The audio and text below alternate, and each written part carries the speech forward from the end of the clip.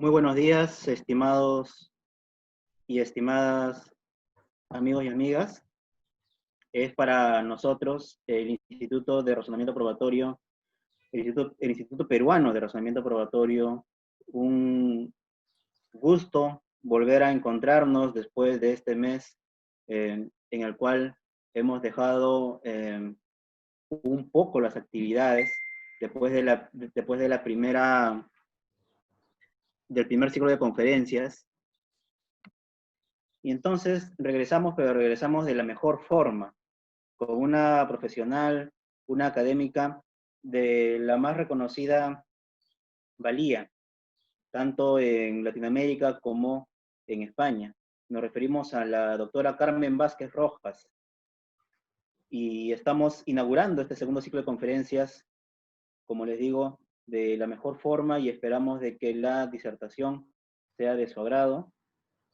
Asimismo, antes de empezar, quiero comunicarles que al final de la exposición, al acabado toda esta actividad, vamos a anunciarles los siguientes ponentes, para que ustedes estén informados de las actividades que se está haciendo en favor de la difusión académica de los temas de razonamiento probatorio, que son tan importantes para nuestros sistemas de justicia, pues ayudan a conocer los fundamentos, ayudan a conocer las mejores prácticas y ayudan a encontrar las finalidades más importantes para tener un sistema de justicia mejor, un sistema de justicia más equitativo.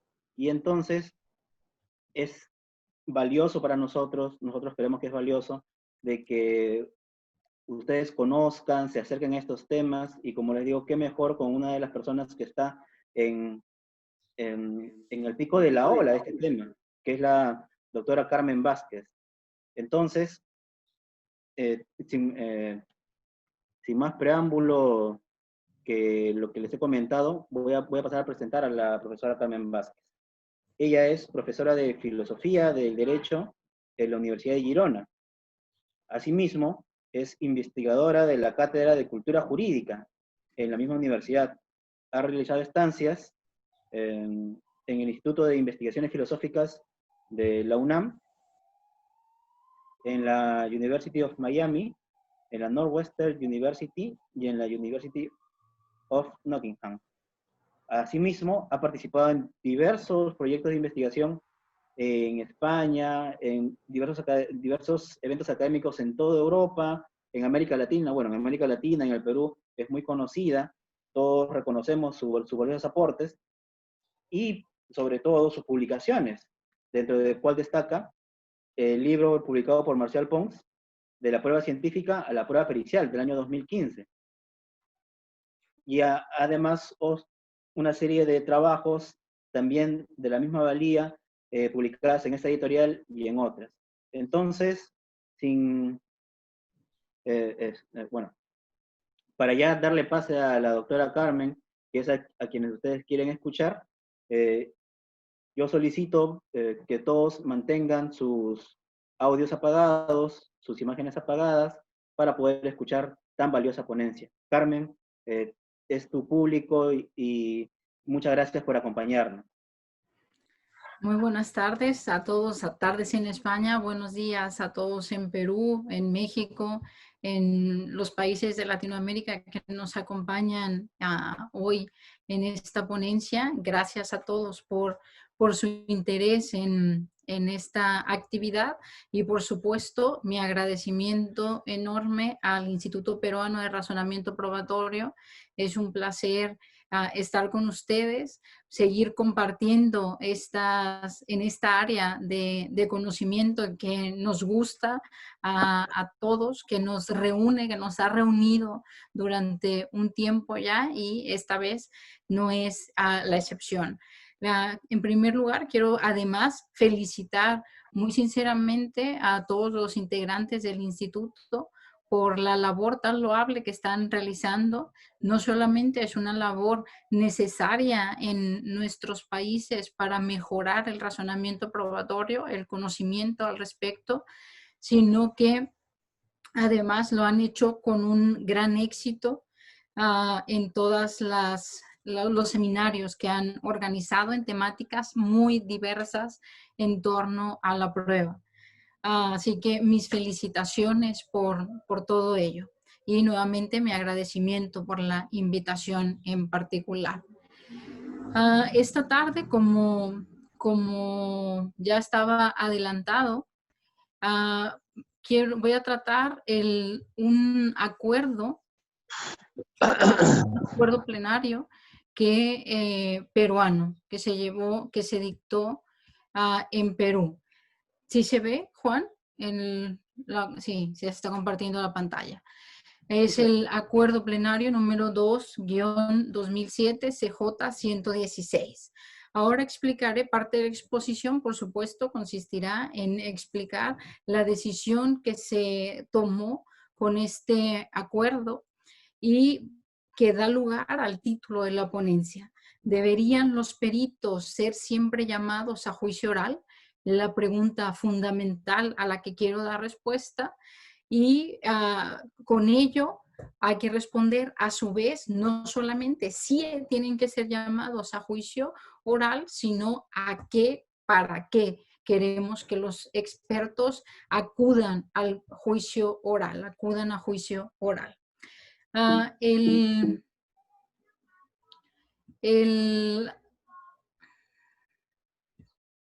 Sí. El acuerdo plenario en comento básicamente viene o tiene como resultado la conversión de la prueba pericial en una prueba documental. Lo que quiere decir que se resolvió en el plenario que no necesariamente un informe pericial tiene que ser practicado en juicio oral y se asume como un documento, el informe pericial. Esta estrategia seguida en Perú no solamente se ha seguido ahí, ha sido implementada en varios países de la tradición romano-germánica clásica como del common law. En España, por ejemplo, también ha habido jurisprudencia en esa línea en la que básicamente a los peritos oficiales, dentro de los peritos oficiales uno puede identificar a los peritos institucionales, es decir, aquellos que pertenecen a instituciones públicas cuya función es principalmente o solo realizar peritajes cuando se les piden, y tenemos también los peritos de lista que son de alguna manera seleccionados por los jueces españoles. La jurisprudencia española ha convertido a la prueba pericial en una prueba documental cuando la prueba es realizada por los peritos institucionales. Cuando surge el informe pericial es hecho por ejemplo, por la policía científica española, catalana, vasca, y otros tantos institutos de este estilo, como el Instituto de Medicina Forense, etc. Evitándose entonces la posibilidad de que en juicio oral se presente el experto y se pueda contradecir adecuadamente lo que este experto está afirmando o las operaciones que ha realizado en el caso concreto, para el caso concreto. Decía que no solamente en nuestros sistemas, también en los sistemas del common law, por ejemplo, en Estados Unidos ha sido una discusión que surgió desde 2009 con un caso identificado como Meléndez-Díaz versus Massachusetts, en donde con las mismas características en un juicio, en un proceso penal contra Meléndez-Díaz, se presenta un informe pericial por parte de los peritos de la Fiscalía, no son llamados a juicio oral bajo el argumento de que no se puede estar llamando a los peritos de estas instituciones de forma sistemática porque entonces perderíamos toda la eficacia de las instituciones periciales surgidas para ello. Y entonces no se llama a juicio oral al experto en turno. Meléndez-Díaz apela la decisión termina llegando hasta la Corte Suprema y la Corte Suprema establece que se ha violado la Confrontation Clause, que está prevista en la sexta enmienda de la Constitución estadounidense hacia Meléndez Díaz. Ha sufrido esa violación constitucional y por lo tanto anula el proceso judicial, el juicio oral, y se tiene que realizar un nuevo juicio oral. Es importante aquí notar que la discusión en Estados Unidos en este contexto, y es importante porque va a ser también parte del hilo conductor de la exposición, tiene que ver o está relacionado, el punto problemático está relacionado con que no se garantiza, no se le da la garantía o se le respeta la garantía de confrontar a quien le acusa al ciudadano que está siendo juzgado. No hay ninguna discusión en el contexto estadounidense sobre, por ejemplo, una desnaturalización del adversarialismo o de un sistema más adversarial o un sistema más acusatorio. No hay este tipo de discusiones. La discusión es a nivel constitucional porque no se consideró que no se le garantizó al acusado su garantía de confrontar a quien le estaba acusando. En todos estos sistemas, estos ejemplos que he puesto, siempre se está tratando de un perito oficial. No hay una discusión al respecto en torno al perito de parte.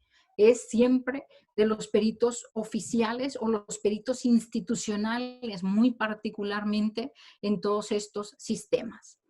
Y lo que se discute en esto es precisamente la posibilidad de debatir lo que el experto está afirmando, lo que el experto ha hecho, las conclusiones a las que ha llegado. No se trata entonces en la discusión de la mera ratificación. La ratificación es otra cosa. En mi opinión, una institución antigua que ni siquiera debería existir ya en nuestros sistemas, en la que lo único es una formalidad en la que el perito aparece y simplemente ratifica lo que dice en el informe pericial. Para eso no necesitamos que venga el perito a juicio oral. Necesitamos que el perito acuda a juicio oral precisamente para confrontar, para que sea susceptible de la confrontación de sus ideas, de su informe pericial, de lo que afirma el experto. En Perú, en este acuerdo plenario, la discusión no se centró específicamente y de hecho no es claro, aunque parece por ahí en el acuerdo, se parece derivarse del acuerdo que también están discutiendo sobre peritos oficiales que se refieren exclusivamente a peritos oficiales, pero en ningún punto del acuerdo se explicita claramente que solo se están tratando, la discusión se ciñe a los peritos oficiales. Y en cambio, el argumento que se da no es tanto sobre la confrontación del experto, la contradicción de los expertos, sino que la supuesta no necesidad de la práctica de la prueba se funda en que no es necesaria las verificaciones de fiabilidad o porque el informe pericial está integrado por aportes técnicos consolidados y no exclusivamente por la percepción de una persona. ¿Sí? Este es como el argumento principal que da el acuerdo plenario para convertir a la prueba pericial en documental, es decir, para no llamar a juicio oral a los peritos, a ciertos peritos al menos. Creo que esta conclusión tiene en parte razón, podría llegar a tener cierta razón este plenario, pero en contextos muy, muy delimitados dentro de la prueba pericial. Es decir, básicamente con ciertas pruebas periciales muy contadas, muy específicas, como lo veremos hacia el final de la charla. Con lo que no puede, en mi opinión, de ninguna manera ser una estrategia que se generalice para la prueba pericial. Muy por el contrario, yo diría que la regla general amplia debe ser que el perito se presente a juicio oral. Y ahora veremos, más adelante veremos por qué considero esta cuestión. Creo que el acuerdo plenario podemos analizarlo a partir de estas 4 preguntas que aquí presento. La primera pregunta que uno podría hacerse una vez que sabe la conclusión, que sabemos la conclusión a la que llegaron, ¿es aplicable a todos los peritos? Si no es aplicable a todos los peritos, si ese no es el punto que lo distingue, entonces, ¿cuál es el criterio que asume la Corte para excepcionar el examen pericial o la práctica pericial? Examen pericial, por lo que entiendo, en Perú lo utilizan como sinónimo de la práctica de la prueba pericial. Así que siempre que aludo a examen pericial, entiéndase que estoy haciendo alusión a la práctica de la prueba pericial. Por supuesto, a partir de lo que la Corte nos diga, de lo que la Corte afirma, uno podría preguntarse si la ausencia del examen pericial permite una correcta valoración de la prueba pericial. Y ahí veremos que la Corte hace una distinción en cuanto a 2 aspectos de la calidad de las mismas. Y finalmente, pues deberíamos preguntarnos cuáles son los efectos para la valoración si las partes cuestionan o piden el examen pericial y este no se da. ¿Qué pasa si las partes sí piden un examen pericial y por alguna razón el examen pericial, la práctica de la prueba pericial no se da? La primera de las cuestiones, entonces, ¿es aplicable a todos los peritos? Yo decía hace un momento, no es nada claro lo que la Corte está afirmando en este acuerdo plenario, si es aplicable o no. Yo decía que parece sugerir que está pensando o sería solo aplicable a los peritos oficiales, a los peritos institucionales, porque en alguna parte al menos hablan, por ejemplo, de que los peritos oficiales gozan de una presunción de imparcialidad, objetividad y solvencia. Y también deslizan el argumento de que pedir la presencia de los expertos en juicio oral impediría la eficacia de la función pericial de dichos organismos.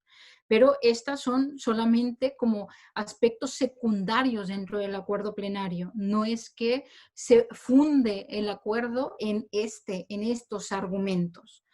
Más adelante también volveré sobre esta supuesta presunción de imparcialidad, objetividad y solvencia de los peritos oficiales. Entonces, si el fundamento del acuerdo plenario no es la distinción esta que hablábamos entre peritos de parte y peritos institucionales, ¿cuál es el criterio que la Corte asume para excepcionar el examen pericial? Y la Corte nos dice, cuando la prueba pericial no requiere de verificaciones de fiabilidad adicionales o cuando su contenido está integrado por aportes técnicos consolidados que no solo se basan en hechos apoyados exclusivamente por la percepción de una persona. Decía, es el argumento principal. De ese argumento principal, la Corte deriva de alguna manera, no se sabe cómo lo deriva porque no lo explica, no hay una justificación para esa inferencia, que dado lo anterior, entonces excepcionar la práctica de la prueba pericial de ninguna manera hace megua de las garantías procesales de la contradicción, la inmediación, la oralidad. No argumenta por qué, simplemente de algún lado la Corte saca que no permitir la práctica de la prueba pericial no lastima esas garantías procesales. Uno puede preguntarse, lo decía hace un momento, si esa ausencia, si la no práctica de la prueba pericial permite una correcta valoración de la prueba. Y ahí la Corte dice, bueno, tenemos que distinguir 2 cosas. Si las partes están cuestionando la verdad del informe pericial y la Corte lo identifica como aspecto fáctico, entonces es necesaria la concurrencia de peritos. Se tiene que practicar la prueba si se cuestiona la verdad del informe pericial. Pero si lo que se cuestiona es la inexactitud del informe, en lo que la Corte llama aspecto técnico, dice es suficiente con un análisis integral del informe y si acaso una refutación mediante una pericia de parte.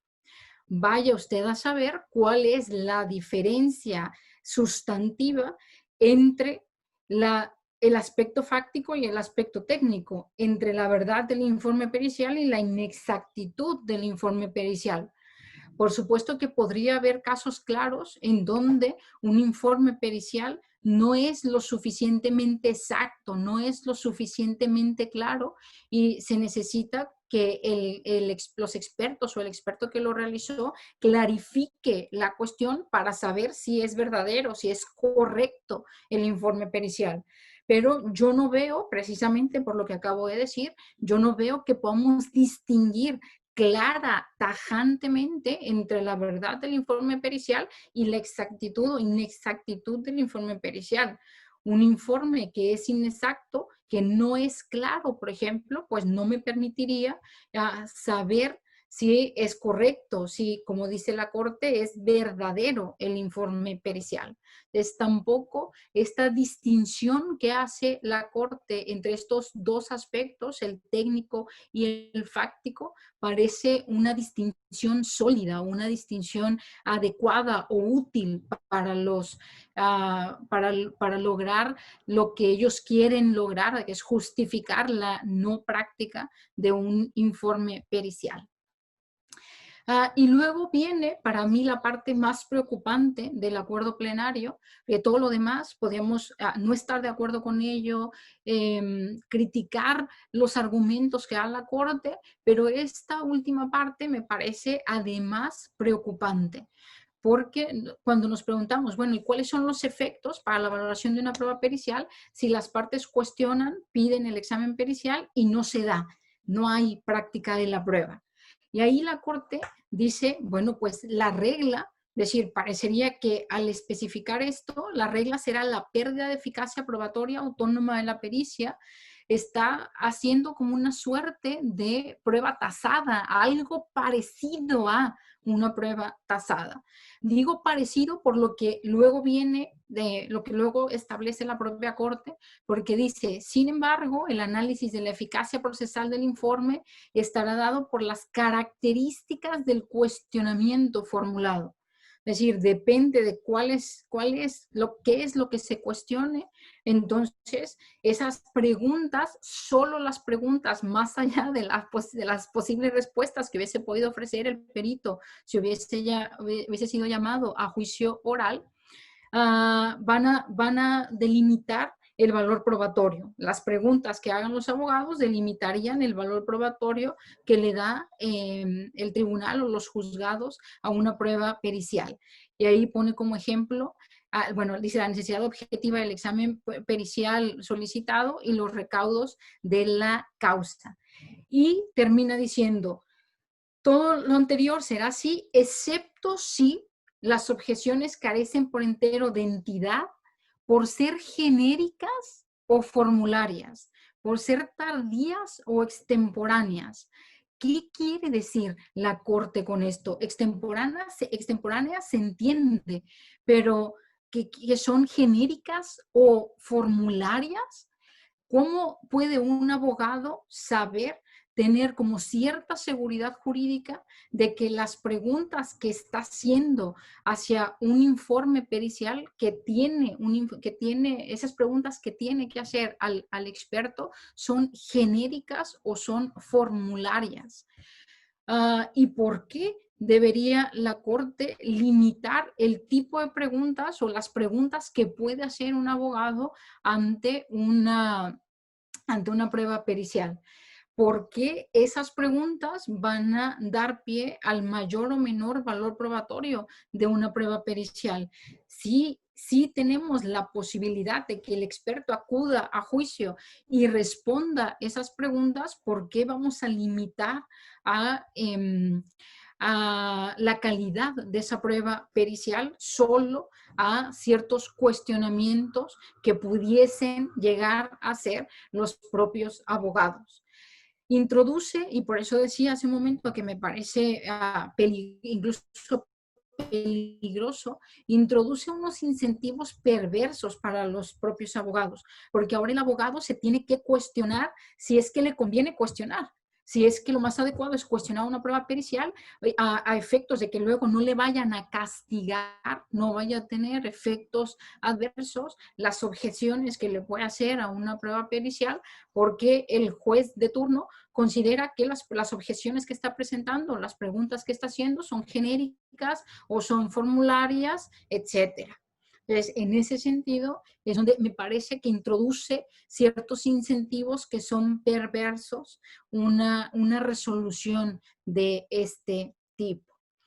Ese es, en términos generales, el acuerdo plenario. Esas son las preguntas que me parecieron relevantes para entender cuál es el razonamiento de la Corte, qué es lo que está defendiendo la Corte, qué argumentos, por supuesto, da para defender lo que quiere.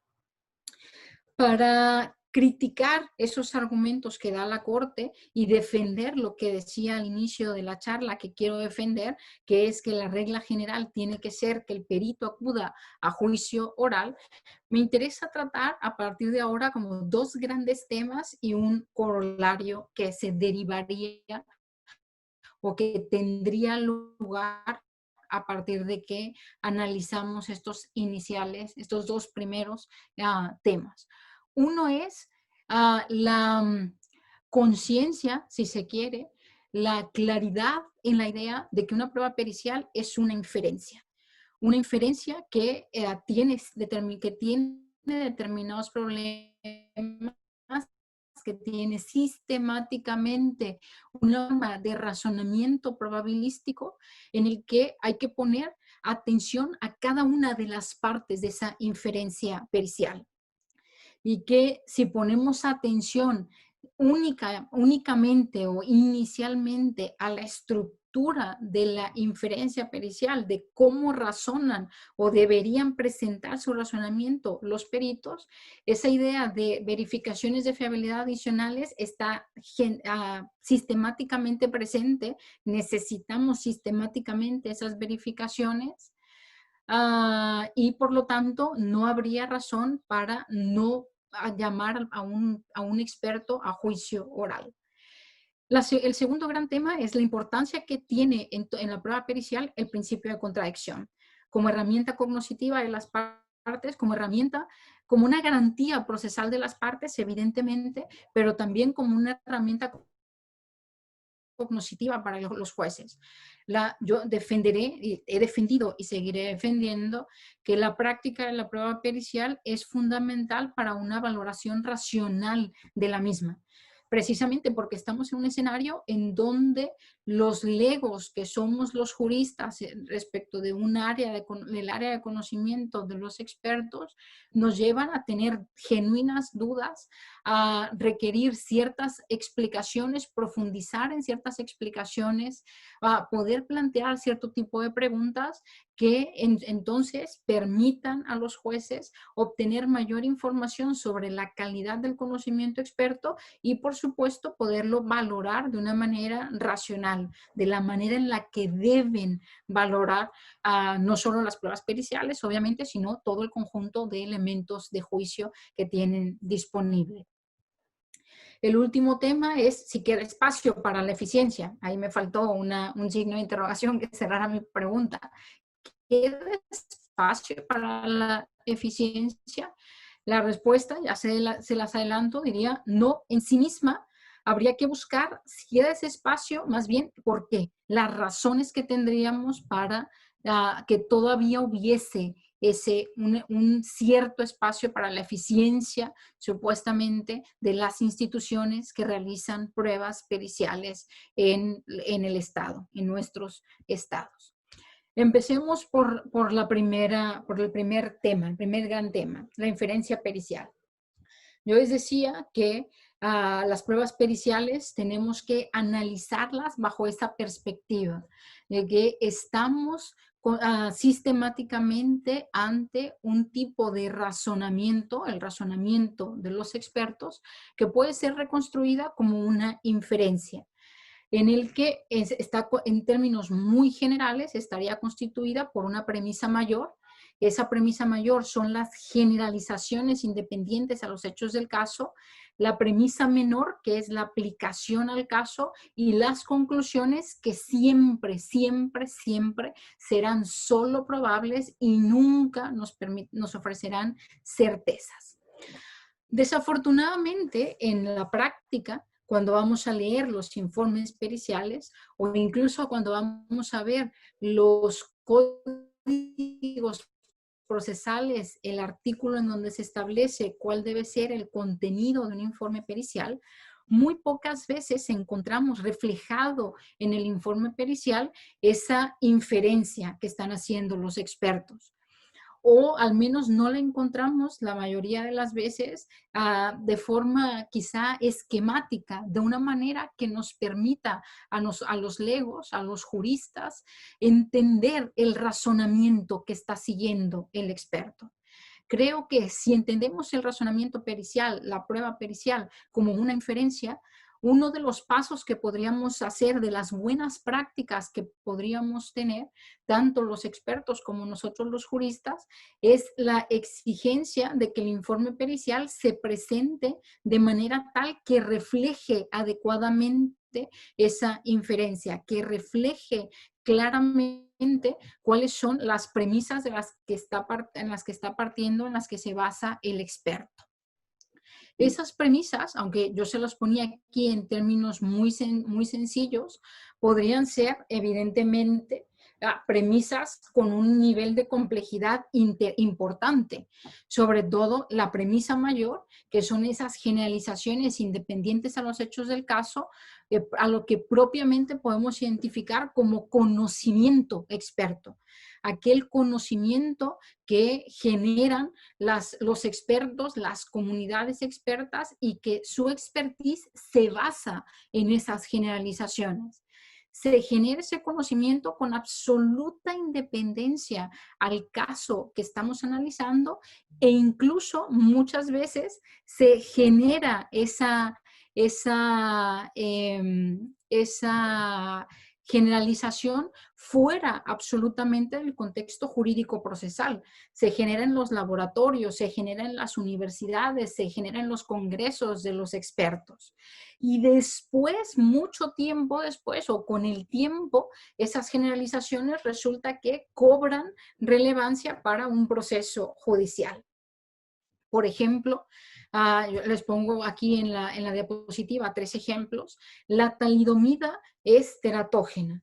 Es decir, esa generalización experta resulta que la comunidad médica llega a la conclusión de que determinado fármaco, de que determinado químico produce efectos teratógenos en aquellas personas o en las personas cuya madre ha tomado, por ejemplo, ese medicamento, que es lo que sucedió en el famosísimo caso Daubert. Era la generalización que estaba en juego incluso. Si la talidomida, si en ese caso un medicamento llamado Bendectin era o no era teratógeno. Esa afirmación no depende de los hechos del caso.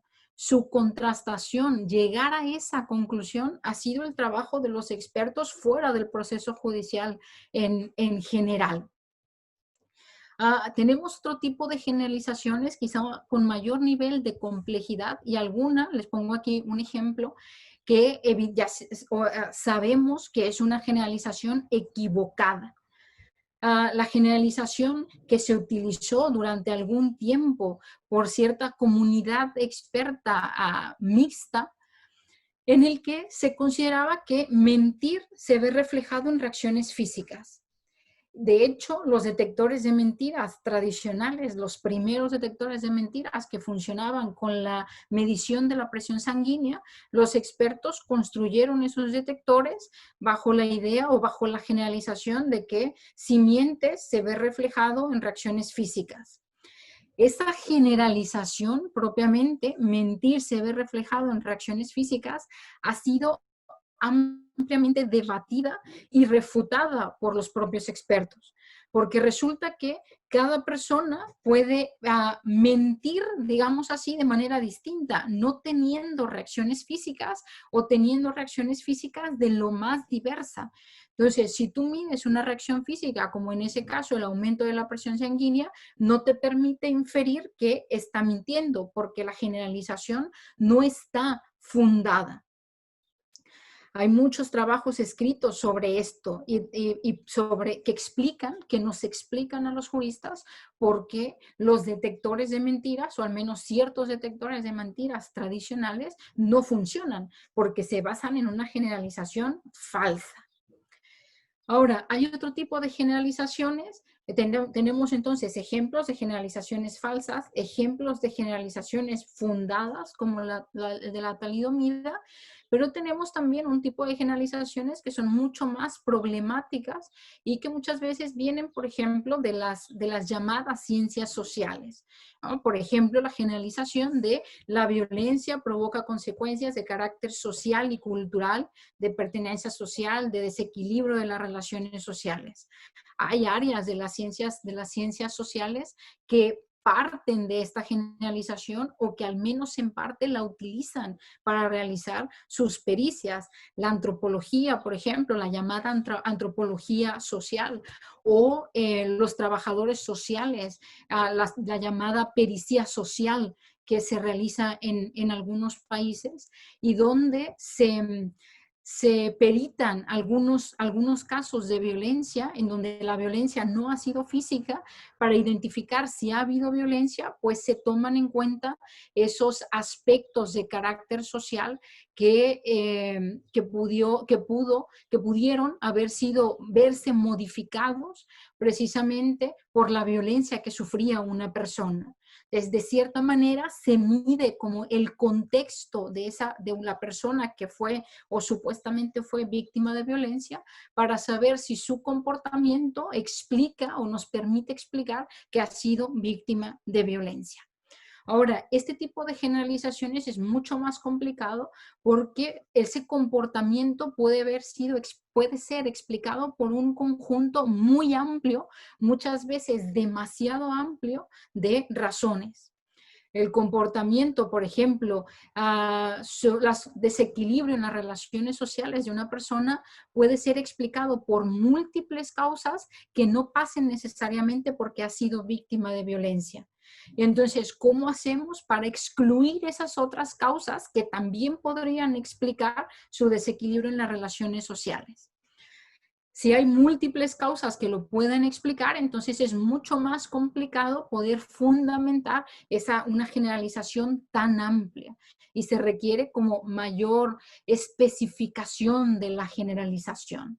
Pero bueno, este tipo de generalizaciones son utilizadas cada día por los peritos que participan en los procesos judiciales. Y esas generalizaciones después se pretenden aplicar al caso concreto.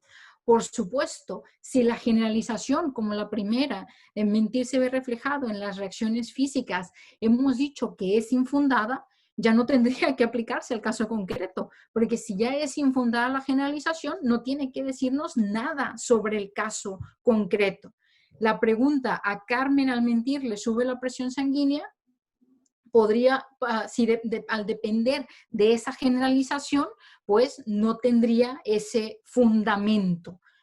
No tendría un fundamento adecuado que me permita realizar con relevancia para el derecho esa pregunta. Resulta que, fíjense cómo en la premisa mayor ya encontramos un montón de preguntas que podemos hacerle a los expertos, de problemas que podemos encontrar en las generalizaciones que utilizan los expertos en el día a día. Ahora, ese tipo de cuestionamientos también podemos tenerlos en la aplicación de esas generalizaciones al caso específico.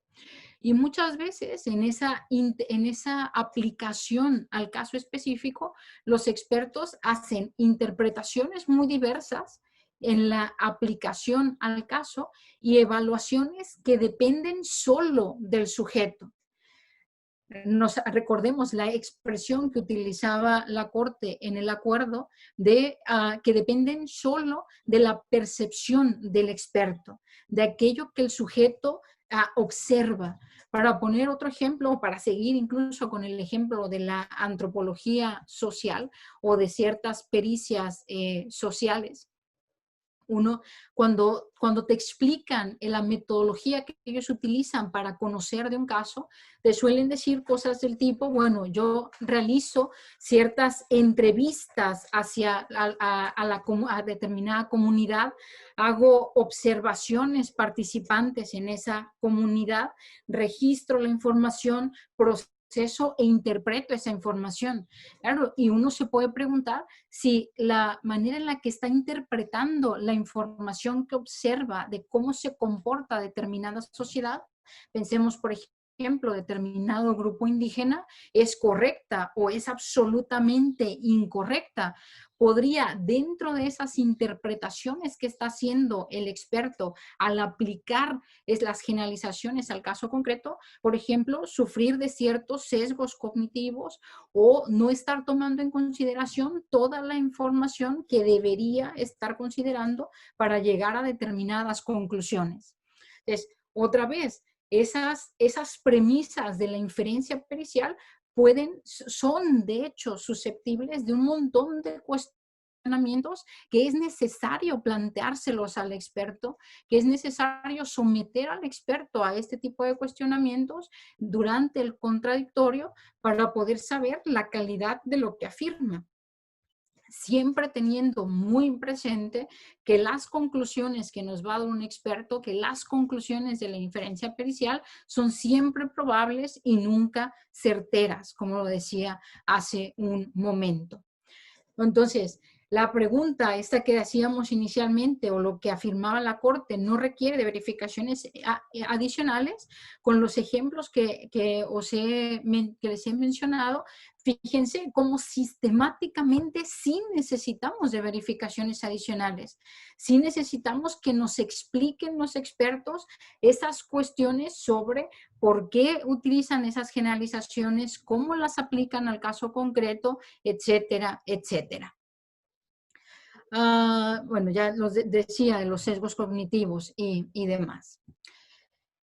Bueno, para quien esté interesado en los sesgos cognitivos, hay un desarrollo muy grande, muy importante en esta materia que ha realizado la llamada psicología cognitiva, que es una de las áreas empíricas de la psicología, muy interesante, en donde nos muestra cómo todos los seres humanos, por supuesto también los expertos, somos susceptibles de sufrir sesgos cognitivos, que son desviaciones en nuestro proceso de conocimiento que en realidad son no conscientes. Caemos en sesgos cognitivos de manera no consciente sistemáticamente los sujetos y solemos caer en esos sesgos en situaciones en las que, por ejemplo, tenemos mucha información que procesar, tenemos que tomar decisiones rápidas o actuar de manera rápida, etcétera.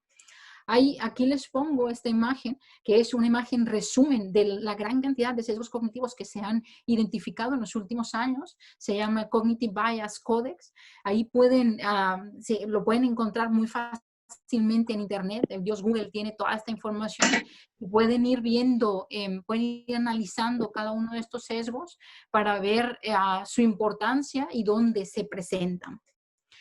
En los últimos años se ha analizado también mucho la presencia de los sesgos cognitivos en los expertos. Desafortunadamente, no en nuestros países, no en nuestra tradición, sino en el common law. Hay muchas investigaciones empíricas sobre la presencia de sesgos cognitivos en expertos muy diversos. Uno de los grandes autores en esta materia se apellida Dror y tiene un conjunto muy importante de estudios empíricos que muestran los sesgos. El trabajo que han hecho estos grupos de investigación ha sido muy valioso porque lo primero que descubrieron es que los propios expertos no eran conscientes de sus sesgos. Los propios expertos consideraban que no estaban siendo susceptibles a los sesgos cognitivos y estas investigaciones les mostraron, mira, estás siendo sujeto de tus sesgos cognitivos, ojo con ello, digamos. Así que se empezó a desarrollar toda una literatura en la que se cuestiona, por ejemplo, si los expertos reciben formación al respecto.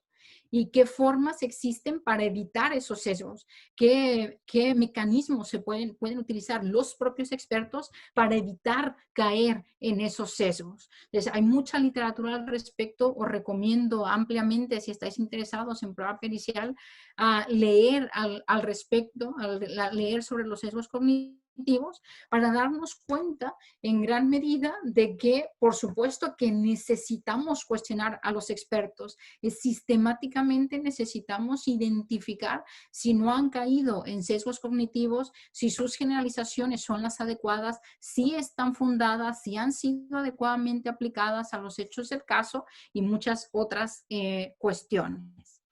Y para ello, por supuesto, cobra total importancia en todo ello el principio de la contradicción.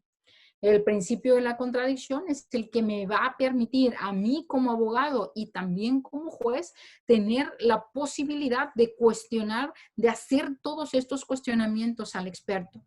Tal vez el experto tiene una buena explicación de por qué está utilizando una generalización y no otra, de por qué está aplicando de esa manera la generalización al caso concreto y demás. Y por lo tanto, su trabajo, su informe pericial, su prueba, amerite un valor probatorio alto, un buen valor probatorio, pero no lo podemos saber y no se lo podremos atribuir racionalmente si no lo sometemos a contradicción, si no le hacemos ese tipo de preguntas. Por ahí alguien me preguntaba, pero Carmen, hacerle este tipo de preguntas a los expertos sobre los procedimientos que hace, sobre las reglas o las técnicas que tiene en su especialidad, la fiabilidad de las mismas y demás, ¿no le quita valor probatorio? Yo diría no, no así con un no mayúscula, cursiva, negritas, no, todo lo contrario. Para atribuir valor probatorio a una prueba pericial necesitamos ese tipo de información. La expertise no puede fungir como criterio de valoración de la propia expertise, porque caemos en un círculo vicioso. Si yo quiero valorar la calidad del experto, no puedo utilizar el criterio de que es experto para darle calidad al experto, para atribuirle calidad al experto. Es un círculo que obviamente no es fundado, es una forma de razonar inadecuada. Necesitamos entonces ese tipo de información, ese tipo de preguntas que hagan tanto los abogados como los propios jueces en aquellos ordenamientos en donde se les pide, donde se les permite a los jueces las preguntas aclaratorias. Preguntas aclaratorias que, por supuesto, no deben traspasar ciertos límites, como por ejemplo, que responder a esa pregunta le exija al experto llevar nuevas operaciones periciales, nuevos experimentos indispensables para dar respuesta, etcétera. Todo esto, por supuesto, exige una preparación de los abogados, una preparación sustantiva de los abogados. Y es una preparación que es indispensable para garantizarle al ciudadano su derecho a la contradicción de las pruebas. Si los abogados no están preparados para ejercer el contradictorio como se debe realizar, la garantía procesal que tienen las partes del contradictorio queda absolutamente en nada, en letra muerta.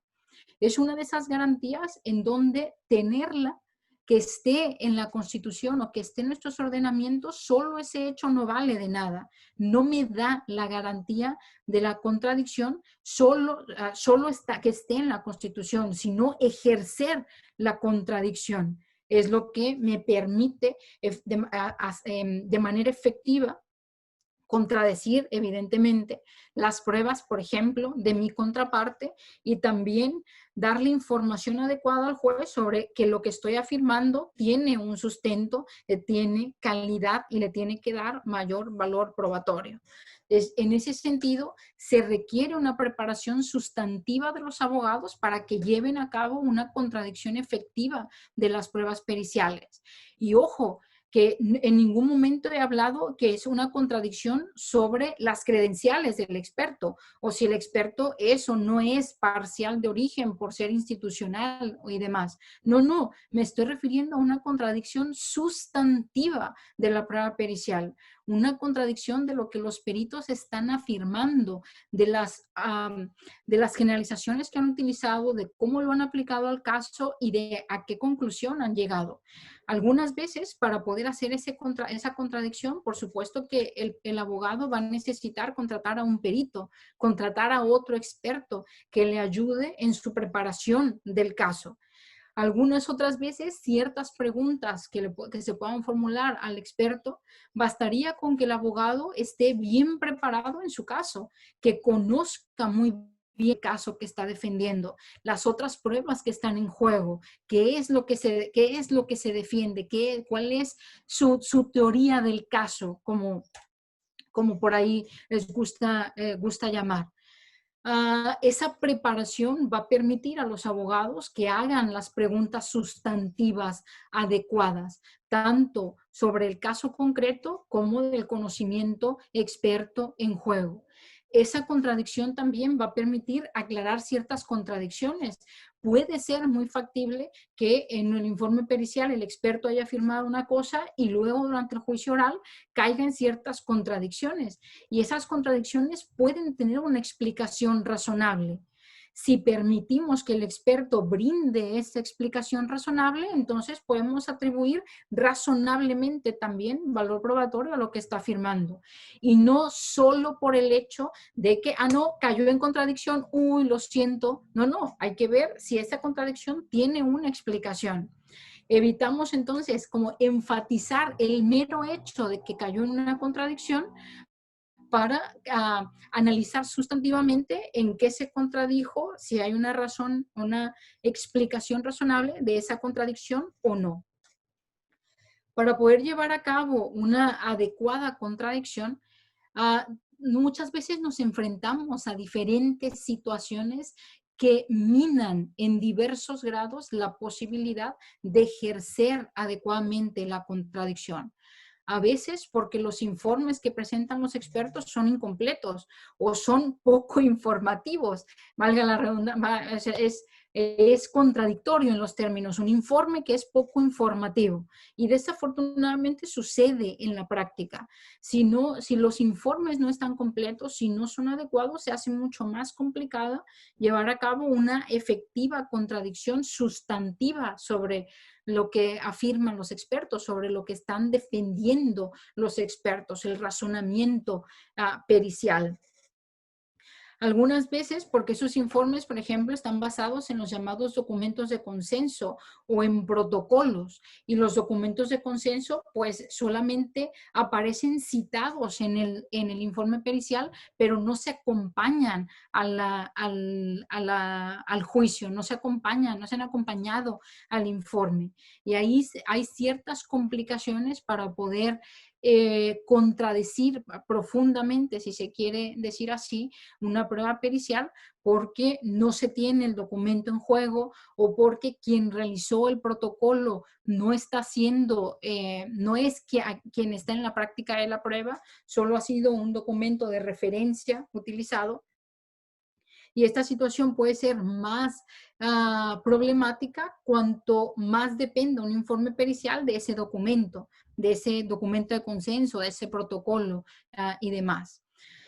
Por supuesto que es muy necesario que en los informes periciales aparezca qué información tomó como base el experto para realizar sus operaciones periciales. En algunos casos, el problema de la prueba pericial es que la información utilizada es incompleta. Y si es incompleta, entonces el informe que va a resultar, pues va a ser un informe parcial también, en el sentido de incompletitud de la información. En otras situaciones también podemos ver ciertos límites al contradictorio porque el experto que se presenta en el juicio oral no es el que ha realizado el informe pericial, sino que solo está familiarizado con el tipo de análisis que está en juego.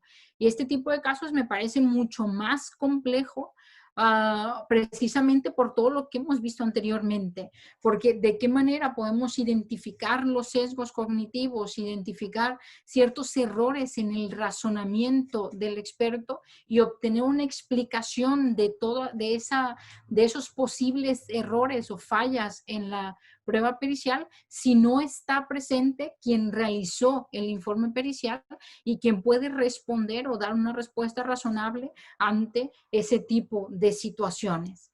Entonces, hay ciertas limitaciones, se dan ciertas situaciones en donde el principio de contradicción, pese a que está en juicio oral el experto, pues no está el experto que debería estar o no se tiene la información completa que se requiere para una correcta contradicción, una contradicción completa del informe pericial, de la prueba pericial. Fíjense que en todo ello, toda esta discusión sobre el principio de contradicción supone para mí una idea básica que es para valorar racionalmente una prueba pericial es indispensable que el juez comprenda el razonamiento pericial, comprenda la inferencia que está haciendo el experto. Si no comprende la inferencia pericial, entonces está decidiendo como si el informe estuviese en chino o en un idioma que no entiende, porque no hay manera de decidir racionalmente con determinada información si no estás entendiendo la información que estás utilizando. ¿De qué manera podría ser racional hacerlo? Y sostengo también que para esa comprensión judicial y el efecto de valorar racionalmente la prueba pericial, la práctica adecuada de la misma es fundamental. El contradictorio de la prueba pericial no es la inmediación judicial, no es la oralidad en el juicio oral, es la contradicción, el mecanismo que nos va a permitir poner en entredicho y sobre la mesa también la calidad de las pruebas periciales que están en juego. Si el principio de contradicción cumple con ese rol tan fundamental de contribuir a la comprensión judicial, de poner sobre la mesa información sobre la calidad de las pruebas periciales, entonces la regla general, por supuesto, debe ser no excepcionar la contradicción, no excepcionar la práctica de la prueba pericial. Todo lo contrario, la regla general es que los expertos tienen que estar en juicio oral y tienen que estar en juicio oral para garantizarle a las partes su derecho a la contradicción, permitiendo una contradicción, un cuestionamiento sustantivo de aquello que afirman los expertos, un cuestionamiento sustantivo de la inferencia pericial. No tienen que venir a juicio oral solamente a ratificar su informe, no tienen que venir a juicio oral simplemente a hacer acto de presencia.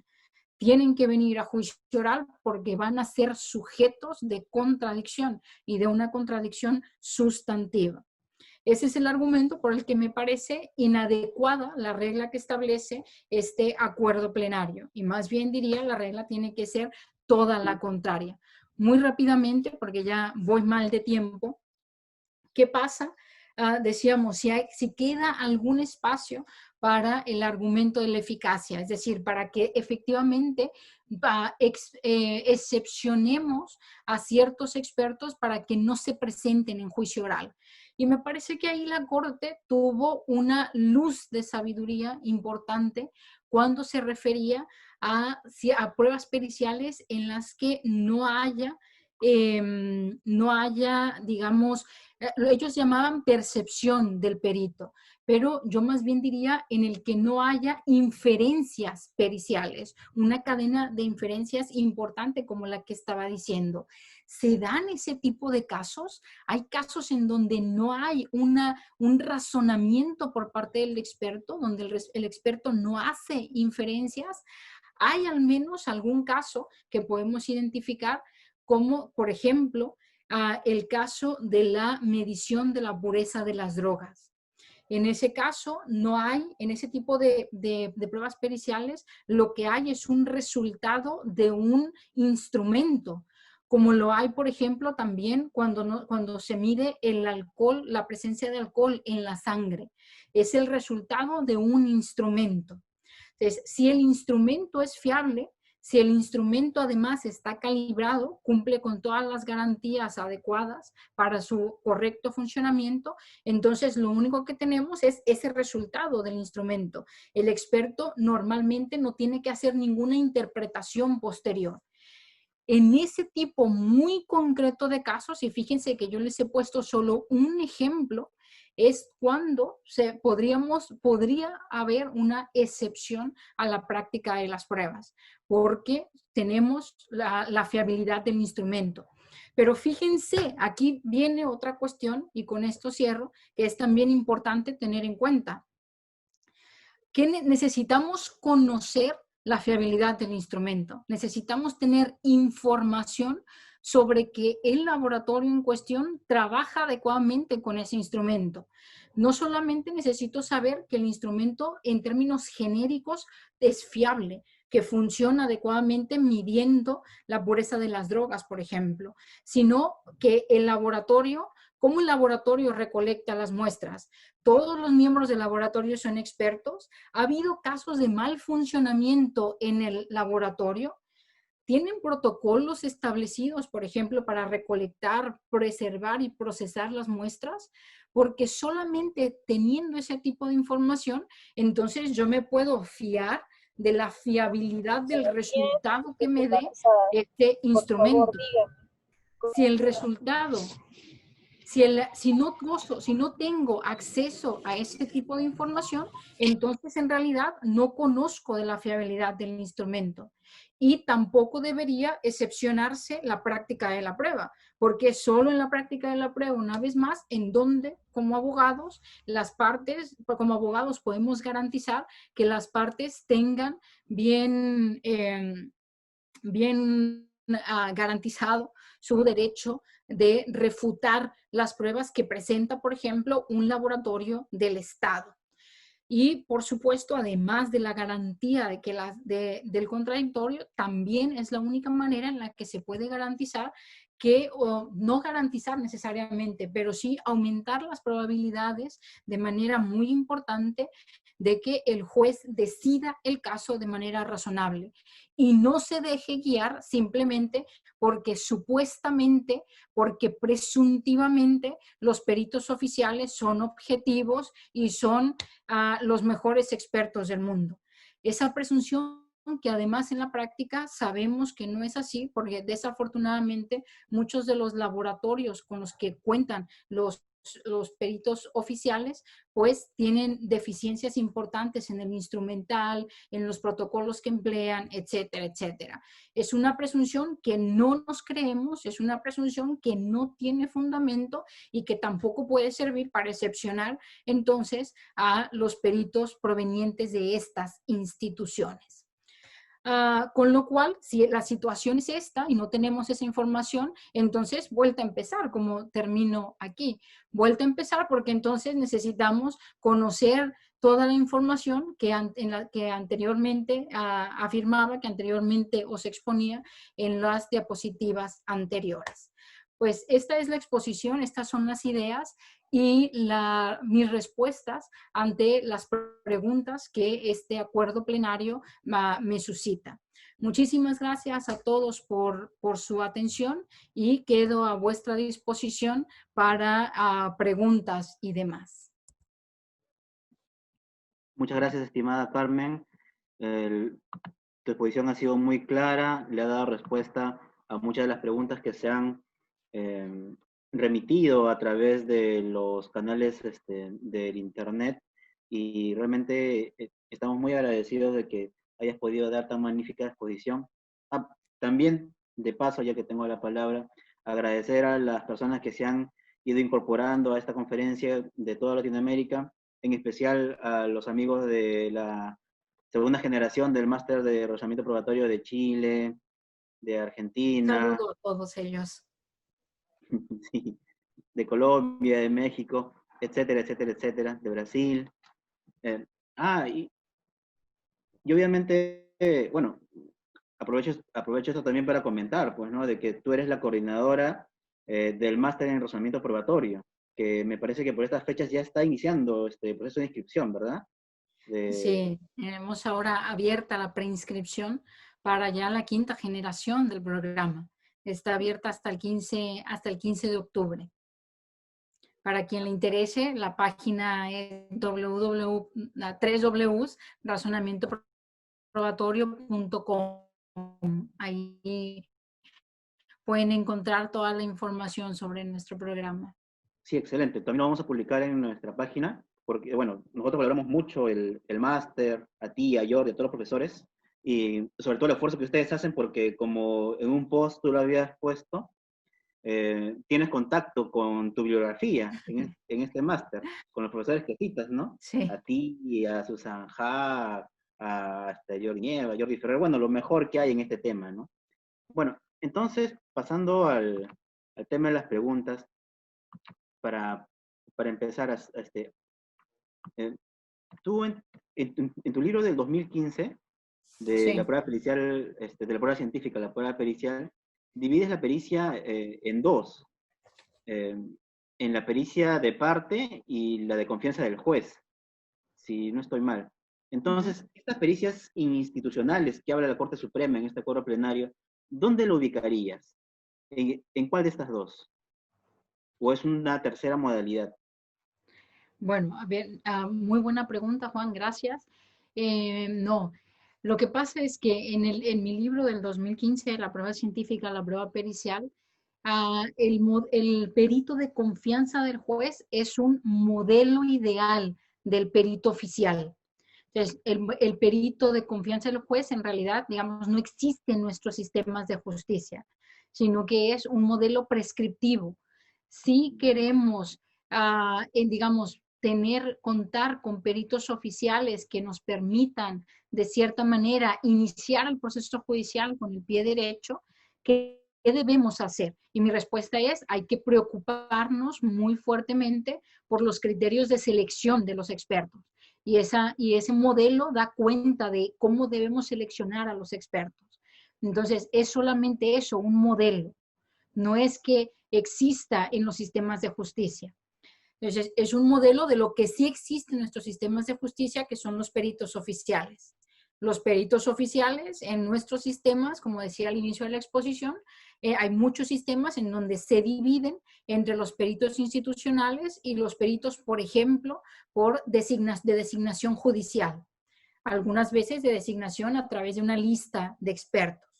¿Sí? Entonces, los peritos a los que hace alusión el acuerdo plenario y de los que yo estaba hablando, en general, los peritos institucionales son estos peritos oficiales de los que yo no, en alguna parte del libro, aludo a ellos, pero en realidad a mí me interesa hacer como el modelo ideal de un perito oficial, no necesariamente institucional.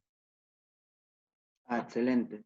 Eh, claro, existe, claro, como metodología eh, dentro de esta corriente epistemológica el buscar, ¿cómo se puede decir? Ofrecer propuestas, un deber ser para que los medios de prueba se acerquen más a la verdad. Ahora, hay varias propuestas, no solamente en el tema, por ejemplo, de la evaluación de la prueba pericial, ¿no? O en la evaluación de la prueba en general. Hay varias propuestas de cómo se debe hacer la valoración de la prueba. Por ejemplo, los procesalistas de cuño antiguo te hablaban de etapas de la valoración. Entonces te hablan de la valoración individual y la valoración global, comunitaria. Y en la valoración individual te hablan también de etapas, ¿no? La interpretación, la verosimilitud, la comparación, que tienen un significado distinto a lo que muchas veces se estudia en estos temas de epistemología. Pero, por ejemplo, también un esquema que Tarufo explica en su libro Semplicemente la Verità, donde divide los hechos a probar en cuatro. Eh, los hechos principales que van a acreditar el supuesto hecho de la norma, hechos secundarios, hechos de tercer grado, y en el hecho de cuarto grado habla acerca de la fiabilidad de los medios de prueba. Uh -huh. Digamos, es otro modelo, ¿no? Distinto. También podríamos hablar de repente del esquema me parece, que Schum, Twining, explican en un libro conjunto que tienen con Anderson, eh, donde establecen, pues, ¿no? Que hay probandas finales, probandas penúltimas, y establecen una serie de razonamientos a modo de esquema. Eh, entonces, para ti, para valorar la prueba y en especial la prueba pericial, ¿cuáles serían los pasos a seguir desde el deber ser? ¿Cómo es de que el juez debería valorar la prueba pericial a través de pasos? ¿Qué es lo primero que debería de ver? De repente la fiabilidad, de repente ver otro aspecto. ¿Cómo combinarías de repente los aportes de estos profesores? ¿Cuál es este, cuál es tu apreciación en ese sentido? Mira, yo creo que no hay una receta en esto. Ojalá la valoración de las pruebas fuese, digamos, lo suficientemente fácil para ser susceptible de tener un método de valoración de las pruebas individuales o del conjunto de elementos de juicio.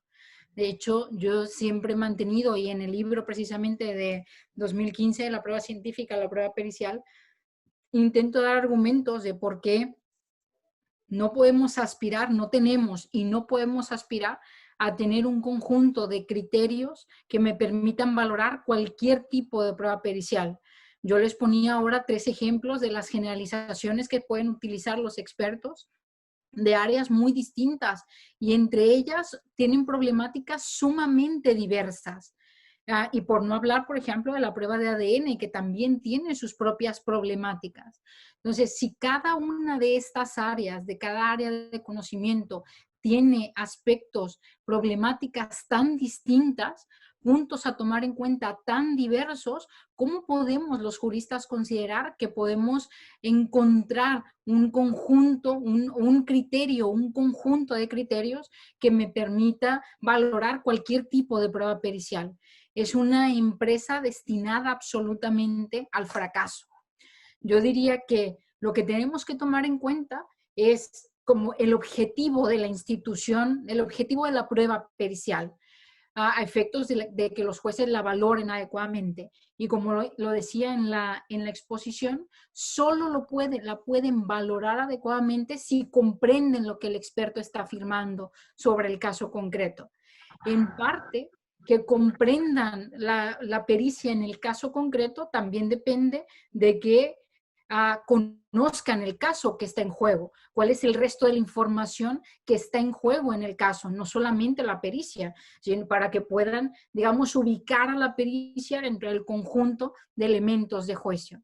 Entonces, tiene que comprender cuáles son las generalizaciones en juego, los fundamentos de las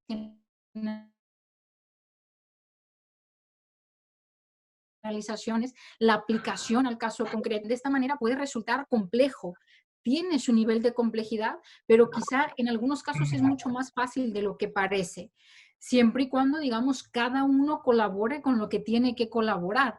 Si los expertos nos brindan información sobre por qué las generalizaciones que utilizan están fundadas, cuál es la información que tienen que hace que justifica el fundamento de su generalización, es un gran paso para la decisión judicial, para la racionalidad en la decisión judicial.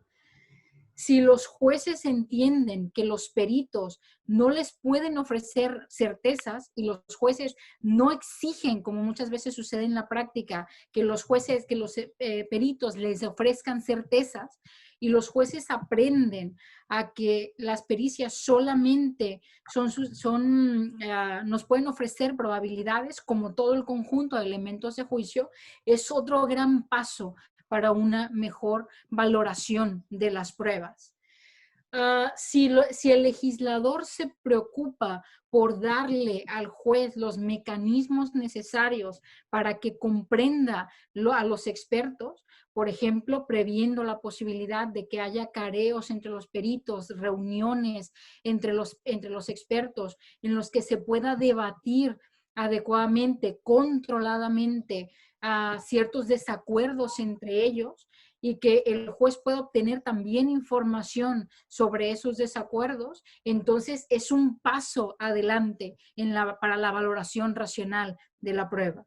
Entonces, yo no diría, hay un método específico para esto, va a depender del caso concreto y es una tarea colectiva, es una tarea que no depende solo del juez que realiza, que es quien realiza la valoración, sino que depende también de los abogados, depende del legislador y depende también de los estudiosos de la prueba, porque somos los estudiosos de la prueba los que tenemos la obligación de ofrecer a la cultura jurídica como un mejor conocimiento respecto de lo que está en juego cuando hablamos de prueba pericial en particular o de la prueba en general.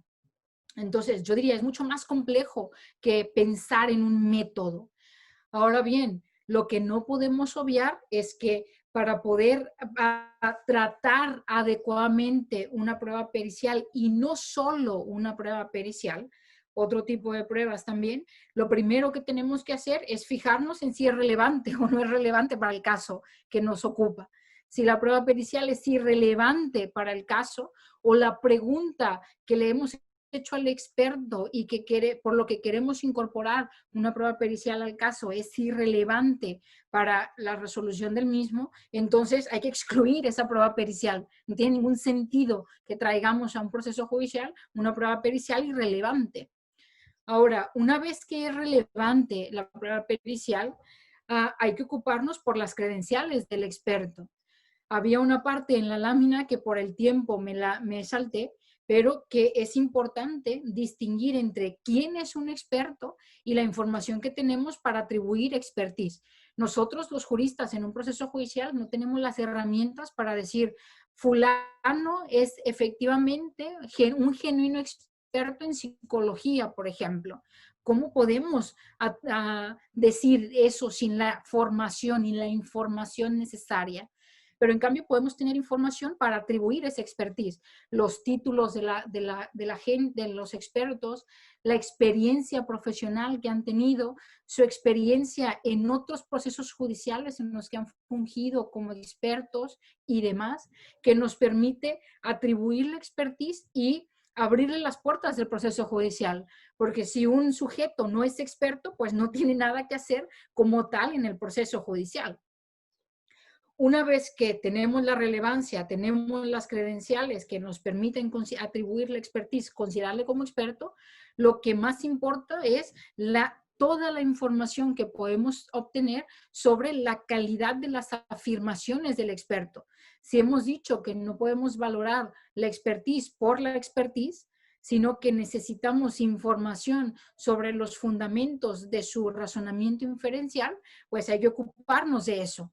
Hay que ocuparnos de que el informe pericial sea completo, de que se nos brinde ahí información adecuada que nos permita realizar la tarea judicial y que nos permita realizar también la tarea como abogados de cuestionar a los expertos.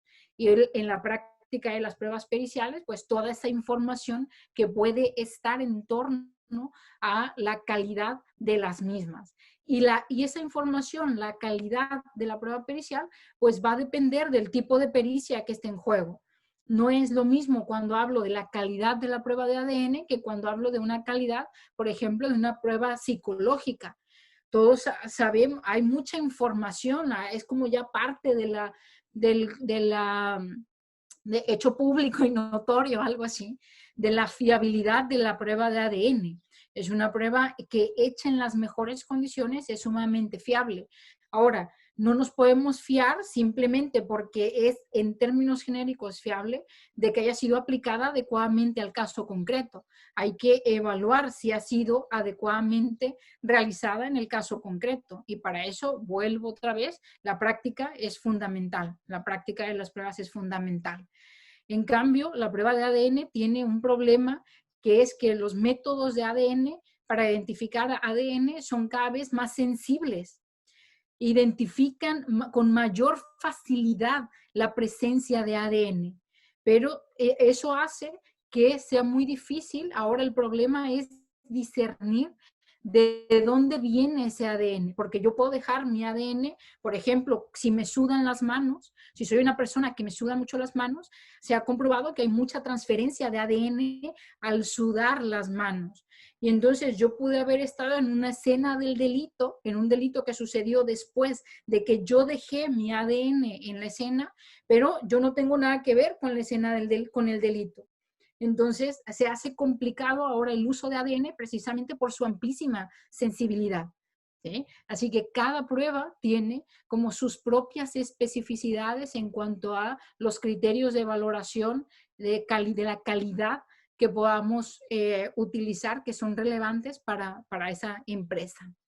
Así que la respuesta, Juan, me temo, es mucho más compleja, que va mucho más allá de un método, de una suerte de receta que se pueda dar. Claro, efectivamente.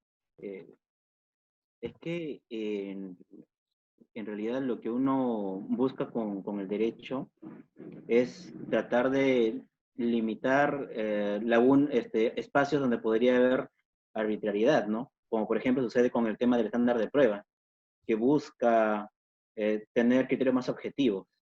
Entonces, si en la valoración también se pudiera tener algún tipo de método, bueno, como más o menos lo ponen algunos profesores, creo que sería interesante, ¿no? Pero Bueno. equivocado. O Claro, sea, podría ser facilitaría equivocado. la vida de los juristas, pero equivocadamente. Quizá lo que mejor se pueda llegar a hacer en este sentido es algo así como acudir a distintas comunidades expertas, que cada comunidad experta brinde más o menos como ciertos parámetros de calidad de lo que hacen sus expertos, pero parámetros que no son, por ejemplo, los códigos de buenas prácticas o los códigos deontológicos de la profesión, sino parámetros empíricos del funcionamiento adecuado, las técnicas de los expertos, de las inferencias que hacen los expertos. Y ese es un trabajo que algunas comunidades expertas lo han hecho, por supuesto, la comunidad de ADN forense hace mucho en este sentido, nos brinda muchísima información sobre dónde buscar errores, dónde buscar la fiabilidad de las pruebas de ADN. Y otras comunidades expertas deberían también subirse al carro y mostrarnos ese tipo de información. Pero fíjate, Juan, que este tipo de estrategia no es que la podamos hacer los juristas, no es que el Tribunal Supremo Español o la Corte peruana pueda establecer jurisprudencialmente un conjunto de criterios o la doctrina lo pueda establecer. Lo que quienes pueden establecerlo, quienes deben establecerlo, y de hecho deberíamos exigírselo, es a las comunidades expertas. Sí, muy de acuerdo con eso. Se requiere una mejor y mayor interrelación, ¿no? Entre la comunidad experta y de repente la comunidad jurídica. Sí. Ahora preguntan sobre la fiabilidad. A ver, estas son algunas preguntas que han surgido a raíz de la conferencia. Vale. Acá señalan, para conocer la fiabilidad del instrumento y de los procedimientos de la pericia, ¿considera necesario contar con el experto que elaboró el informe pericial? Ello nos llevaría a contar siempre con su presencia. Es que hay pruebas periciales, por ejemplo, en este tema de las pruebas institucionales, como los informes especiales de la Contraloría General de la República, que se encarga de ver el daño ocasionado, las irregularidades en los delitos contra la administración pública. Y en esos casos, que son casos paradigmáticos de prueba pericial institucional, que son materia del Acuerdo Plenario 2-2007, lo que hacen los expertos, los peritos, es tomar declaraciones cuando ha ocurrido algún tipo de posible delito, establecer sobre la base de lo que han obtenido de los documentos, las declaraciones, el daño causado, qué normas procedimentales se han vulnerado, normas de rango administrativo, ¿no? Y a partir de ello hacer un informe con toda esta información. Y entonces lo que ocurre es que presentan el informe, con eso se inicia el proceso, y en el juicio oral, este informe sirve como pericia.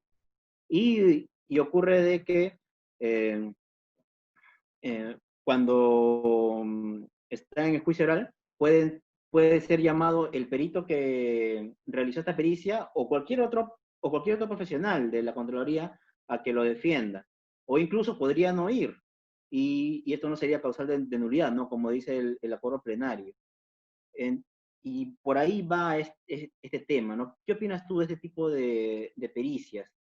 Bueno, pero lo que está en juego, porque, a ver, la pregunta inicial era sobre para conocer la fiabilidad de un método. ¿Ah? Ujú. Otra cosa es, digamos, para conocer la aplicación, la fiabilidad de la aplicación de ese método al caso concreto. Son preguntas, son cuestiones muy distintas. Entonces, si entiendo bien, este ejemplo que tú me pones es sobre lo segundo, sobre la aplicación de ese método a un caso concreto, ¿cierto? Efectivamente. Vale. Sí, sí, Entonces, efectivamente. a ver, la primera parte de la pregunta, yo diría, no necesariamente necesitamos que un experto nos venga a hablar de la fiabilidad de un instrumento. Por ejemplo, normalmente el experto en materia genética, el genetista, no viene a juicio oral, no le llamamos a juicio oral para que nos hable sobre la fiabilidad genérica de la prueba de ADN, precisamente porque ya es un hecho público notorio, conocemos que se trata de un método fiable en términos genéricos, en la mayoría de los casos. Otra cosa es que lo llamemos y lo debamos llamar para saber si ese método que sabemos fiable, en el caso concreto se hizo en las mejores condiciones, tiene una, ha sido aplicado de manera fiable al caso concreto. Y lo que yo decía durante la conferencia es que para esto segundo es la mayoría de las veces indispensable llamar al experto, porque a quien hizo ese informe pericial, porque es quien nos puede brindar las respuestas a las preguntas relevantes sobre la calidad de lo que ha hecho. ¿Eh? Podríamos llegar a identificar alguna, alguna pregunta relevante que se esté planteando en la que no sea necesario que un experto esté.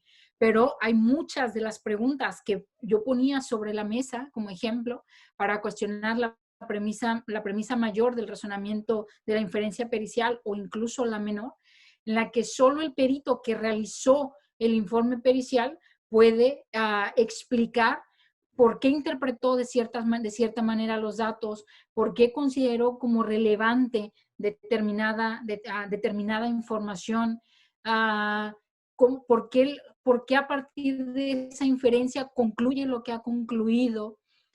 No podemos despegar tan fácilmente en un informe pericial, en una prueba pericial, el conocimiento experto del experto mismo, porque esas generalizaciones, incluso utilizadas por el experto, pues interpretadas por ellos. ¿Y cómo puedo saber cómo lo interpretó? Si esa interpretación es correcta, qué consideró, etcétera, si no está el sujeto cognoscente, el sujeto que llevó a cabo todas esas operaciones periciales, todo ese trabajo previo. Y no le puedo entonces garantizar efectivamente o la completa contradicción al ciudadano si no le permito cuestionar a quien le está analizando, o le está incluso, ha concluido que, por ejemplo, él es el responsable, indirectamente ha concluido que es el responsable, por ejemplo, de la comisión de cierto delito. Entonces, si pretendemos garantizar efectivamente el derecho de contradicción de las partes, creo que nos tenemos que comprometer también por eso con una contradicción con quien de hecho ha realizado la prueba pericial. No solamente por la calidad de la prueba pericial, sino por garantizar la contradicción. Hay casos en donde no podremos hacerlo, como por ejemplo si el perito ha muerto y necesitamos contradecir ya propiamente el informe pericial. Pero fíjate que cambiamos incluso de objeto en la contradicción, porque ya no es, digamos, propiamente la inferencia pericial, el razonamiento que está llevando a cabo el experto, sino lo que dice el documento, lo que dice un informe pericial. ¿Sí? Yo insisto, para mí la regla debe ser la presencia del experto que realizó el informe pericial en el juicio oral para garantizar una contradicción adecuada de su razonamiento. Perfecto, perfecto, muy, muy claro. A ver, otra pregunta, y acá ya nos ingresan al tema de la inteligencia artificial.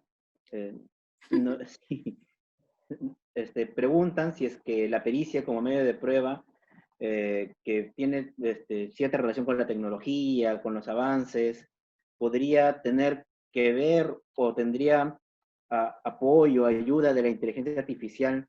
Y entonces, para esto, o usando de repente la inteligencia artificial, ¿pueden ser automatizables los criterios de valoración de la prueba pericial? Es una pregunta muy extraña. A ver, la inteligencia artificial no sirve para cualquier cosa. Se ha popularizado mucho la idea de inteligencia artificial, se ha llevado a escenarios en donde la gente que está creándola ni siquiera se la ha planteado. O sea, no, en materia de valoración de las pruebas en general, de cualquier elemento de prueba, no hay todavía como un desarrollo de la inteligencia artificial en ese sentido. A lo máximo a lo que se ha llegado es a una suerte, se llama, no sé, creo que en castellano ya existe la palabra elicitación del conocimiento. Esa licitación del conocimiento de los expertos ha servido o se ha proyectado en la inteligencia artificial para dos cuestiones. Una de ellas es para modelar el razonamiento de los jueces, considerando a los jueces como expertos. Entonces, se intenta como obtener la experiencia de los jueces, ese conocimiento obtenido a través de la experiencia de los jueces para alimentar a la inteligencia artificial, a un posible programa que pueda tener, que pueda resolver cierto tipo de cuestiones, un programa de inteligencia artificial. Ahora, esos programas, no hay un programa actualmente previsto para resolver la valoración de la prueba, ni la valoración de la prueba pericial, ni la valoración de ningún otro tipo de prueba.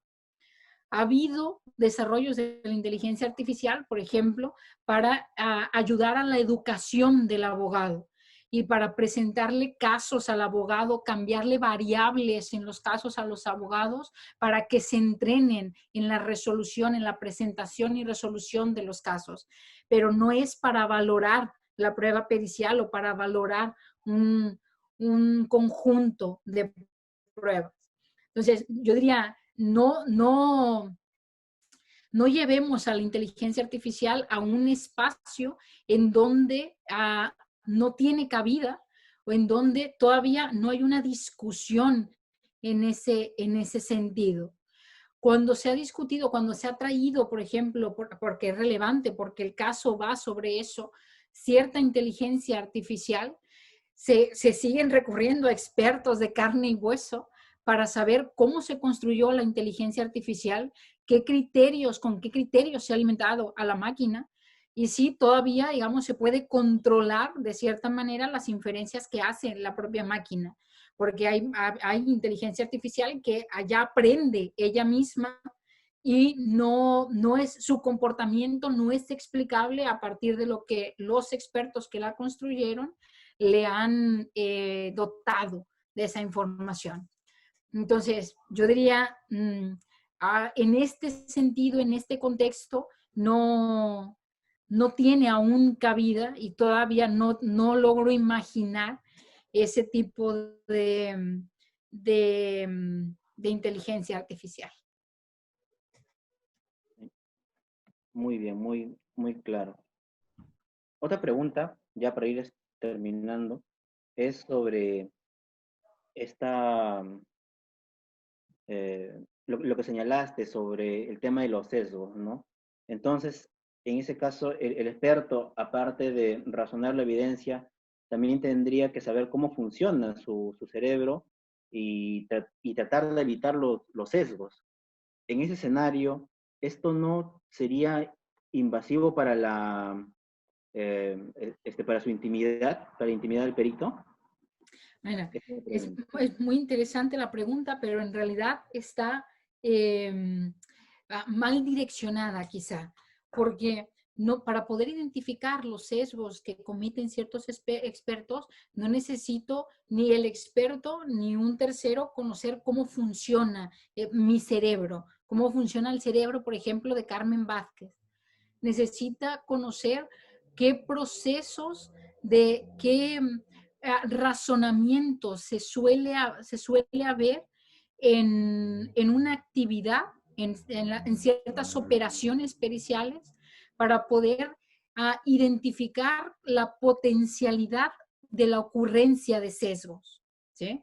Entonces, por ejemplo, se ha identificado muchas veces sesgos de la confirmación, sesgo de confirmación en muchos de los expertos. ¿Qué es lo que, cómo se elimina, cómo se hace más difícil el sesgo de la confirmación? Trabajando muchas veces en equipo, porque tú como experto, tienes acceso a cierta información, te generas una hipótesis y te casas con esa hipótesis. Y vas analizando el resto de la información para confirmar lo que tu hipótesis, la hipótesis que tú ya tenías, pese a que esa información podría ser incluso contraria a la hipótesis que tú te has conformado, que has previsto, que has concluido. El hecho de que participen en el proceso de conocimiento otros expertos y de que se pueda discutir entre expertos la información que está en juego, ayuda a evitar ese tipo de sesgos, ayuda a evitar el sesgo de la confirmación. Hay otro tipo de sesgos que se ha identificado en el trabajo de los peritos, que son tipos de sesgos que tienen que ver con demasiada información presente en un caso o con información absolutamente irrelevante para llevar a cabo sus informes periciales. Y se ha propuesto, en Inglaterra hay una propuesta muy fuerte en este sentido y hay varios protocolos que se han desarrollado para esto, maneras en las que seleccionar la información que se le va a dar al experto para que lleve a cabo su informe pericial. Algunas veces hemos considerado que al experto hay que darle como todo el expediente judicial para que tenga toda la información del caso y pueda llevar adecuadamente su labor. Error, porque puede haber en el expediente del caso información que es irrelevante para que lleve a cabo sus operaciones periciales y que activa sus sesgos cognitivos, que le lleva a buscar, por ejemplo, si sabe que hay un conjunto de testigos que apuntan a determinada persona como culpable, todos la han identificado, entonces puede incidir en su propio proceso de conocimiento porque dice, hombre, tantos testigos señalando a Ismael, ¿cómo puede ser? Obviamente Ismael es el culpable. Y entonces analizar la información, realizar sus pruebas periciales, teniendo en mente de forma absolutamente inconsciente que Ismael es el culpable o que hay muchas pruebas en el expediente que señalan a Ismael. ¿Sí? Entonces, no es necesario que yo conozca cómo funciona mi cerebro. Es necesario simplemente conocer cómo funciona nuestro cerebro, el cerebro de los seres humanos, en los sesgos cognitivos, qué tipo de sesgos cognitivos es susceptible que sucedan en determinados contextos periciales y poner barreras, hacer más difícil que esos sesgos sucedan o que esos sesgos se cuelen en las conclusiones periciales o en el uso de esas pericias por parte de los juzgadores. muy, muy esclarecedor lo que nos has comentado. Desde el Instituto de Razonamiento Probatorio, Instituto Peruano de Razonamiento Probatorio, queremos agradecerte mucho la ponencia, la verdad de que los datos que nos das, la información que nos das y las respuestas claras son para nosotros importantes y nos ayudan a comprender mejor estos temas. Antes de que puedas dar tu palabra de despedida, quisiéramos invitarte a que puedas ver eh, este PPT que ha preparado el equipo sobre este ciclo que estamos realizando. Bueno, por lo cual cedo la palabra al presidente del instituto, al doctor Ricardo Elías. Bien, muchas gracias, querida Carmen. Un placer, como siempre, escucharte y seguir aprendiendo de ti. A Juan, que ha estado como moderador, el profesor Juan Sánchez, y a todos los compañeros que nos acompañan. Le damos, además, un especial recibimiento a todos los jóvenes estudiantes que integran el Instituto Peruano de Razonamiento Probatorio, porque esta es la primera exposición en la cual ellos participan como miembros. En primer lugar, los invitamos a seguirnos en las diferentes redes, en Instagram, en YouTube, en Facebook, en LinkedIn, porque ahí vamos a ir compartiendo las diferentes actividades que se van a organizar. Agradecemos a nuestra primera expositora, la profesora Carmen Vázquez, y ahora vamos a anunciar cuáles son las conferencias que vienen. La siguiente conferencia está programada para el jueves 30 de julio. Está a cargo del profesor Leandro Giannini de Argentina y el título de su exposición es Revisitando la doctrina de la carga dinámica de la prueba. El día 13 de agosto nos acompañará la profesora Lorena Matthews de Colombia y expondrá sobre el debido proceso probatorio en el procedimiento sancionatorio de la administración pública. La siguiente exposición estará a cargo de un colega peruano, el profesor Luis Alfaro, quien expondrá sobre la prueba de oficio. Esto se realizará el día jueves 27 de agosto de este año. Luego, son 8 exposiciones en total, luego la profesora Liliana Pavón, el día 10 de septiembre del 2020, disertará sobre criterios para valorar la prueba científica. El profesor Mauricio Duche, bastante conocido en América Latina, nos va a acompañar el jueves 24 de septiembre y hablará sobre la prueba pericial y su incidencia en los errores del sistema de justicia penal. Entonces, como vemos, ahí por lo menos tenemos 3 charlas relacionadas a prueba pericial. El día 8 de octubre, la profesora Jessica Gaona de Ecuador hablará sobre estándares de prueba en el procedimiento administrativo sancionador. Y la última exposición estará a cargo de un querido amigo, el profesor Juan Carlos Ortiz Pradillo de España, quien explicará cómo funciona y opera la colaboración eficaz en España. Bien, entonces, queridos amigos, queridas amigas, esas son las charlas que tenemos previstas hasta el día jueves 22 de octubre. Como ven, se realizarán cada 2 semanas y esperamos poder contar con su participación. Ahora sí, querida profesora, sus palabras de finales o reflexiones finales al público que con tanto cariño la hemos escuchado el día de hoy. Bueno, pues muchas gracias por acompañarme en esta tarde, en esta charla. Espero que os haya resultado de utilidad todo lo que se ha planteado. Agradezco todas las preguntas, por supuesto, que me han hecho llegar también a través del formulario que llenaron. Desafortunadamente no puedo dar respuesta a todas las preguntas. Intenté dar respuesta a la mayoría de ellas, a varias de ellas a través de la exposición.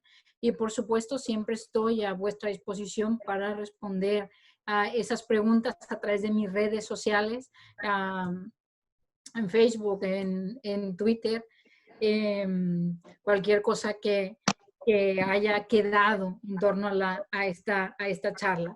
Agradezco nuevamente a los miembros del Instituto Peruano de Razonamiento Probatorio y reitero mi felicitación para eso, por la labor que tenemos que tener una preparación para los que están realizando. Es como decía por ahí, evidentemente tienen que tener una preparación importante para mejorar nuestros sistemas de justicia en materia de valoración de la prueba. La tarea de los jueces, la tarea de los abogados no es fácil. nos exige mucho conocimiento en torno a un cúmulo importante de aspectos. Muchos de esos aspectos o algunos de esos aspectos no tienen que ver solo con el derecho, con lo que dice el derecho, con lo que establece la jurisprudencia. Tiene que ver también con una cultura un poco más amplia y se refleja muy claramente en el tema de la prueba pericial. Yo sigo sorprendiéndome muy desafortunadamente de que, por ejemplo, en la formación judicial habitual no haya cursos sobre áreas específicas de conocimiento experto que son habituales en los tribunales, como en materia de prueba de ADN. En la formación de los jueces, en la formación continua de los jueces, hay un montón de cursos sobre constitucional, sobre penal, sobre laboral, etcétera, etcétera, los diferentes temas en estos ámbitos, pero casi nunca vemos cursos que tienen que ver con esta cultura más general que ayudaría muchísimo a una mejor práctica de las pruebas, a un mejor entendimiento de los problemas de la prueba pericial.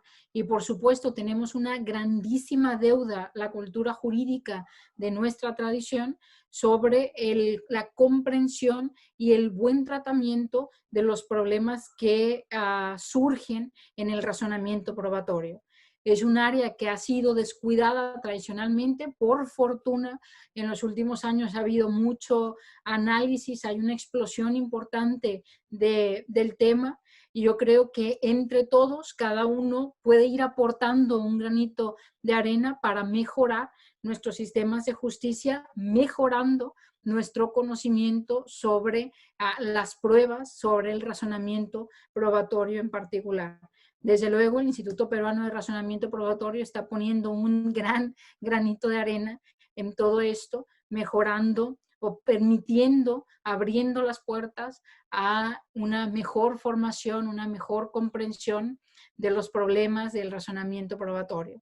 Así que les agradezco enormemente una vez más, tanto a todos sus miembros, muy queridos amigos míos, parte de la familia Gironí del razonamiento probatorio, y a todos los asistentes en esta charla. Saludo muy especialmente también a exalumnos y alumnos que por ahí me han estado escribiendo del máster de razonamiento probatorio. Un gusto saludarlos y espero vernos muy pronto físicamente. Por supuesto, quiero regresar a Perú en cuanto sea posible. Muchas gracias a todos. Bien, muchas gracias querida Carmen, y con eso vamos concluyendo y dando por clausurado este evento. Gracias y será hasta la próxima, y esperamos tenerte muy pronto aquí en Perú también. Muchas gracias a todos y todas por su asistencia. Nos vemos.